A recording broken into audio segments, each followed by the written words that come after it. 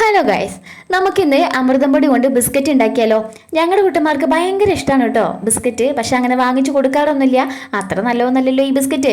നമ്മുടെ കുട്ടന്മാർക്ക് എന്നല്ല, എല്ലാ കുഞ്ഞുമക്കൾക്കും ബിസ്ക്കറ്റിനോട് ഭയങ്കര താല്പര്യമായിരിക്കും. അപ്പോൾ ഈ ഒരു റെസിപ്പി കുറേ ആയി ഇങ്ങനെ കാണുന്നു, എന്നാൽ നമുക്കൊന്ന് ഉണ്ടാക്കി നോക്കാം. അപ്പോൾ കുറച്ച് അമൃതം പൊടി എടുത്തിട്ടുണ്ട്. ഞാൻ ഒരു സ്പൂൺ പഞ്ചസാര ഇട്ട് കൊടുക്കുന്നുണ്ട്.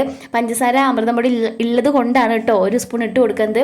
ഇനി ചെറിയ ജീരകം വറുത്ത് പൊടിച്ചത് ഒരു സ്പൂണ്, പിന്നെ ഒരു കോഴിമുട്ട ഉടച്ചത്, പിന്നെ ഒരു കുഞ്ഞു സ്പൂൺ നെയ്യും കൂടെ ചേർത്ത് കൊടുക്കുന്നുണ്ട്. ഇനി ഒരു പിഞ്ച് ഉപ്പും കൂടി ഇട്ടിട്ട് നന്നായിട്ട് മിക്സ് ചെയ്യാം. ഇനി വെള്ളം ചേർത്തിട്ട് ചപ്പാത്തി മാവ് കുഴക്കുന്ന പോലെ തന്നെ നന്നായിട്ട് കുഴച്ചെടുക്കുക കേട്ടോ. ഇനി നമുക്കതൊന്ന് ഷേപ്പിൽ കട്ട് ചെയ്യാൻ വേണ്ടിയിട്ട് ഒന്ന് പരത്തി എടുക്കണം. എന്നിട്ട് ഇതേപോലെ കട്ട് ചെയ്ത് ബിസ്ക്കറ്റിൻ്റെ രൂപത്തിൽ ആക്കിയെടുക്കുക. ഇനി നമ്മളിത് ഉണ്ടാക്കാൻ പോകുന്നത് എയർ ഫ്രയറിലാണ്. അപ്പോൾ ഞാനിത് കട്ട് ചെയ്ത് എയർ ഫ്രയറിൽ വെക്കുന്നുണ്ട്. അതിൻ്റെ മുകളിലായിട്ട് കുറച്ച് നട്ട്സും കൂടി ഇട്ട് കൊടുക്കുന്നുണ്ട്.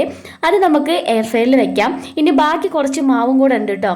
അതുകൊണ്ട് നമുക്ക് വേറൊരു സ്റ്റൈലിൽ ബിസ്ക്കറ്റ് ഉണ്ടാക്കാം. ഞാനൊരു കോർക്ക് വെച്ചിട്ട് കുത്തിയിട്ട് ഒരു ബിസ്ക്കറ്റിൻ്റെ ഷേപ്പാക്കി വെച്ചിട്ടുണ്ട്. അപ്പോഴേക്കും നമ്മൾ ആദ്യം വെച്ച ബിസ്ക്കറ്റ് റെഡിയായി വന്നിട്ടുണ്ട്. അതിനുശേഷം രണ്ടാമത്തെ ഞാൻ സെറ്റാക്കി എടുത്തു. നോക്കിയേ, നമ്മൾ കടയിൽ നിന്ന് വാങ്ങിക്കുന്ന അതേപോലെ തന്നെ റെഡി ആയിട്ടുണ്ട് കേട്ടോ. നല്ലൊരു മണമൊക്കെ വന്നിട്ടുണ്ട്. എന്തായാലും ഇവിടെ 3-4 ആൾക്കാർ ബിസ്ക്കറ്റിന് വേണ്ടിയിട്ട് വെയിറ്റിങ്ങിലാണ് കേട്ടോ. ആദ്യം തന്നെ കുഞ്ഞുമണിക്ക് കൊടുക്കുക. കുഞ്ഞുമണി എന്തായാലും സൂപ്പർ ആയി എന്ന് പറഞ്ഞിട്ടുണ്ട്. ഇനി നമുക്ക് അച്ഛന് കൊണ്ടു കൊടുക്കാം കേട്ടോ. അച്ഛൻ എന്തായാലും വാങ്ങിച്ച് കടിച്ച് നോക്കി. ആ കടിയിൽ എന്തോ ഒരു ഇതില്ലേന്നൊരു സംശയം. അച്ഛൻ എന്തായാലും സൂപ്പർ എന്ന് പറഞ്ഞിട്ടുണ്ട്.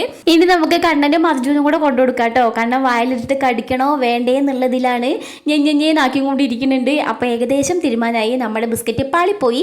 കുറച്ച് ഹാർഡായി, കടിച്ചാൽ പൊട്ടുന്നുണ്ടായിരുന്നില്ല. ഇതിലും ഭേദം കടിച്ചാൽ പറിച്ചായിരുന്നു. നമ്മൾ എന്ത് സാധനം കണ്ടാലും അത് ഉണ്ടാക്കി നോക്കണം. പാളിപ്പോയി കഴിഞ്ഞാൽ പിന്നെ ആ ഭാഗത്തേക്കേ നോക്കാൻ പാടില്ല. ചിലവർക്ക് ശരിയാവും, ചിലവർക്ക് ശരിയാവില്ല. അത്രയേ ഉള്ളൂ.